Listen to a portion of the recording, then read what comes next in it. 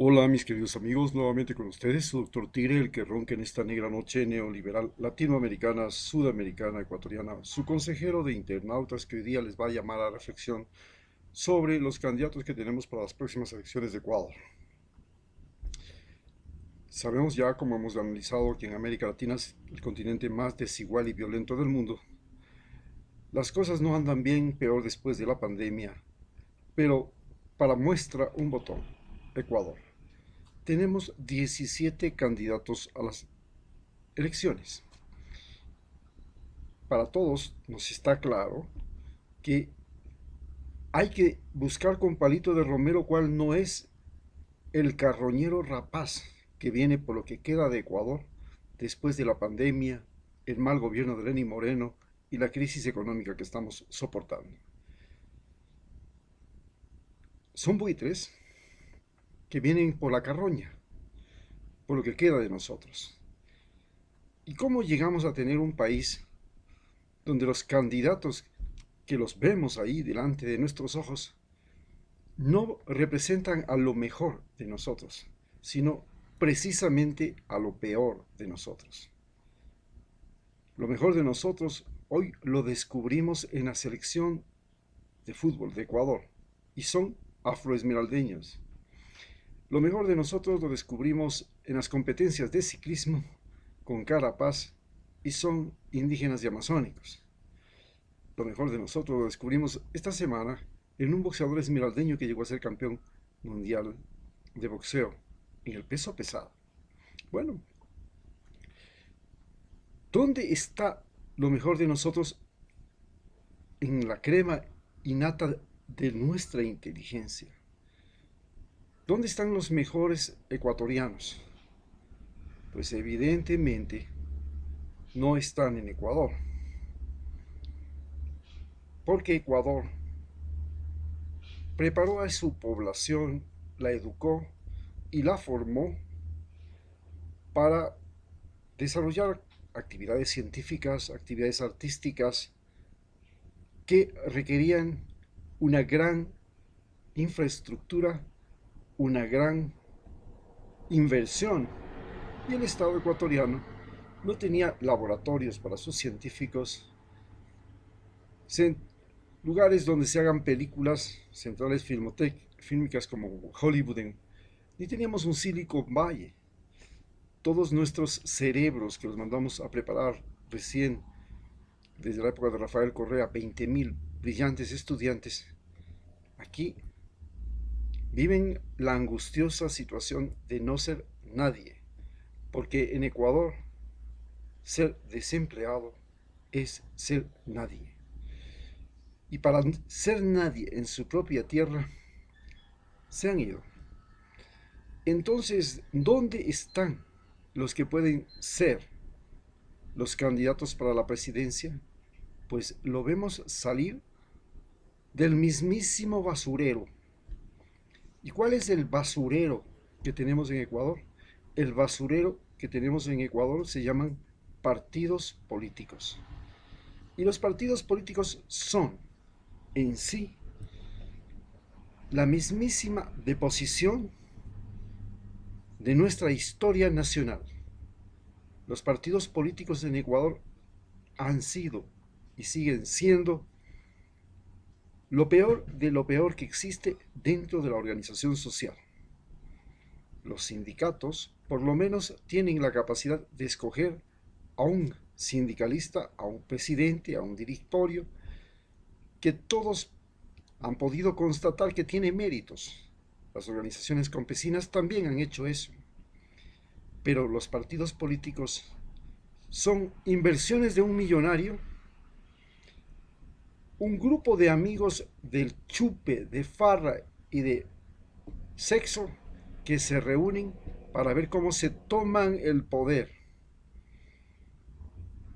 Gente que quiere colocar a cualquier sicario como presidente, como asambleísta, y le financian como se financia a un sicario para que vaya a matar en este duelo del narcotráfico que vivimos en Ecuador.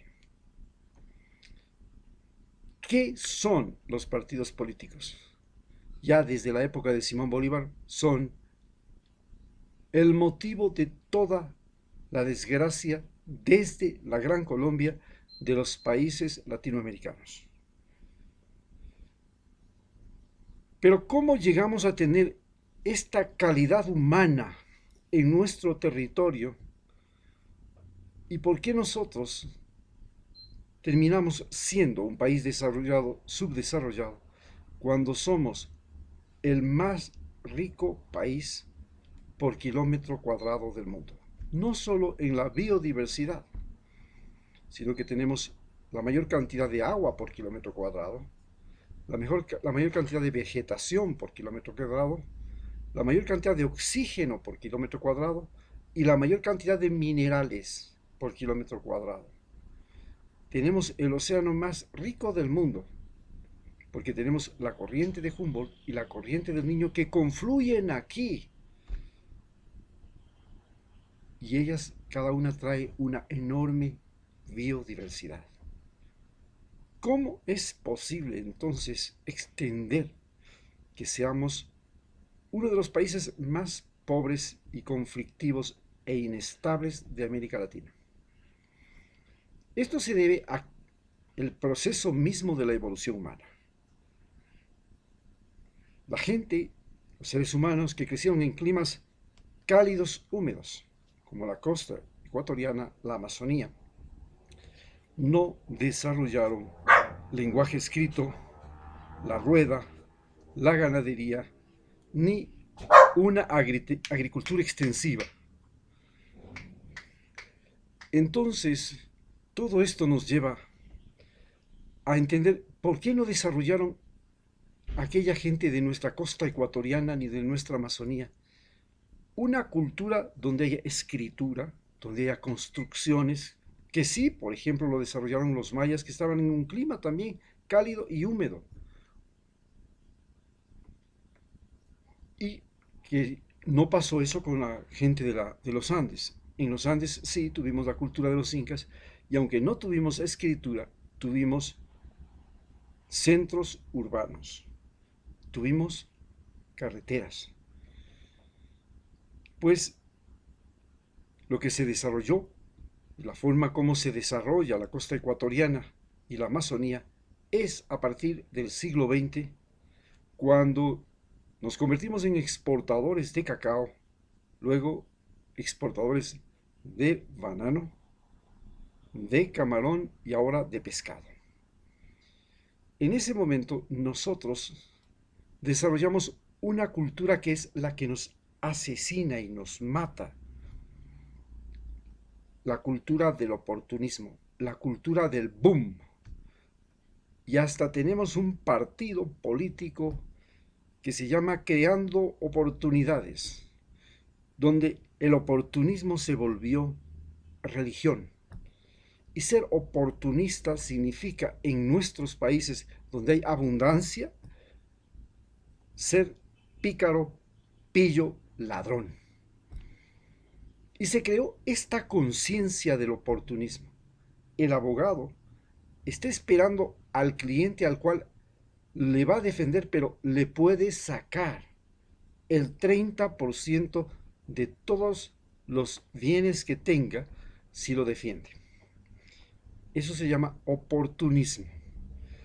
El médico está esperando al paciente que está en las peores condiciones para sacarle todo lo que puede antes de que se muera. Las iglesias, las religiones, están esperando las donaciones de los que están por fallecer desde la época de la colonia. Este oportunismo es el que les ha llevado a 16 de los 17, e inclusive a 17, a todos los candidatos, inclusive al de Rafael Correa, a ser candidatos.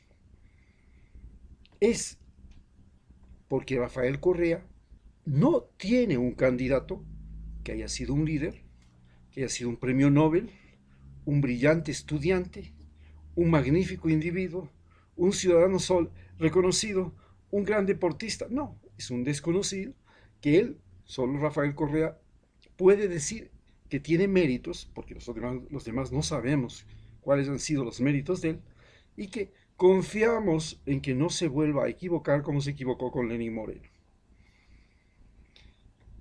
Bien, le damos un segundo chance a Rafael Correa. Y entonces, no sucedía eso con la gente de los climas templados, ya en los Andes, y con la gente de los climas templados en donde hay 4 estaciones. Porque en las zonas cálidas fue muy difícil desarrollar la agricultura, a pesar de que es en el clima templado realmente donde se desarrolla la agricultura, porque cuando llega el tiempo del invierno, que es el peor, cuando hay el agua fría, cuando desaparece el agua caliente, el agua tibia, el agua líquida, ese momento es el que obliga a los seres humanos a desarrollar la cultura de la prevención.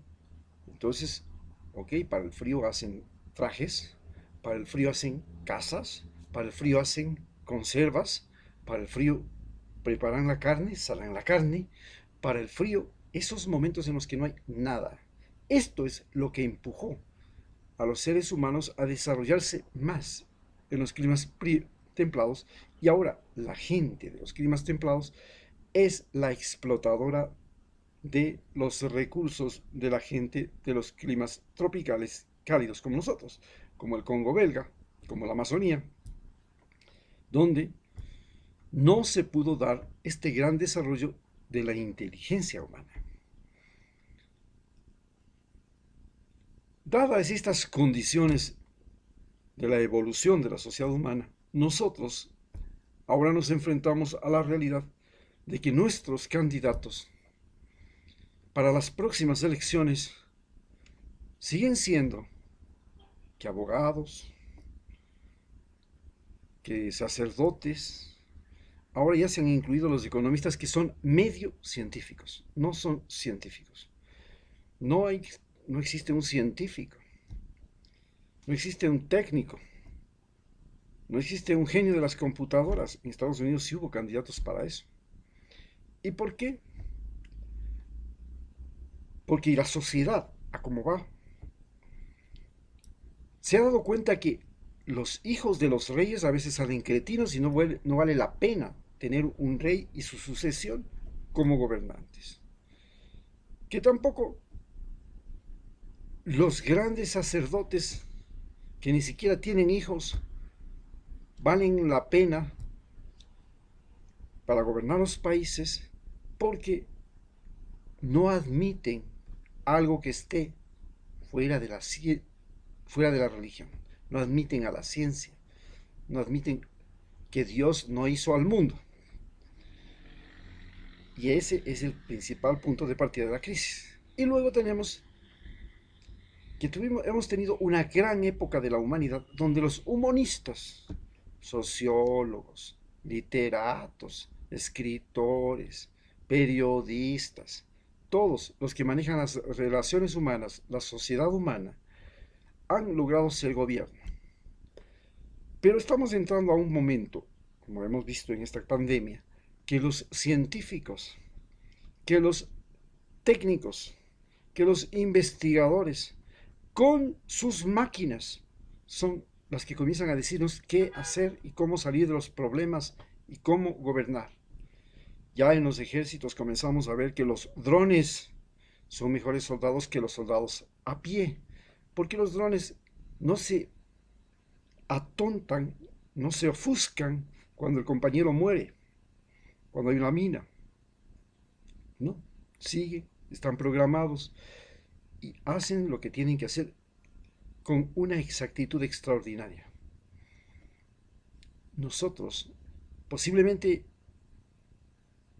seremos la última generación que no es manejada por una máquina que a su vez es manejada por seres humanos que son los que controlan las máquinas, que sirven a las máquinas, que trabajan para las máquinas, porque las máquinas van tomando decisiones más acertadas que nosotros.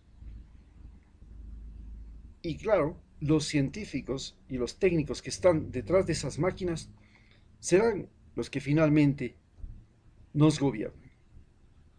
En este momento tenemos unas elecciones y el único tipo que se presenta a las elecciones y que tiene un 50% de preparación científica es Arauz, porque él es economista y más o menos maneja los números, pero recordemos que la economía es una ciencia humana, no una ciencia técnica, no es una tecnología, no responde a las computadoras, se fundamenta en decisiones humanas. Y no tenemos más que escoger que a él, que es el que menos preparación, que más preparación científica tiene. Y es joven y es innovador. Pero el resto son aparecidos, son caídos del cielo, se creen agua bendita. Inclusive los líderes indígenas. Ya quisiéramos que hubiera un líder indígena que sea un evidente científico. Pero no, no va a ser un candidato científico. Es un abogado. Muchas gracias.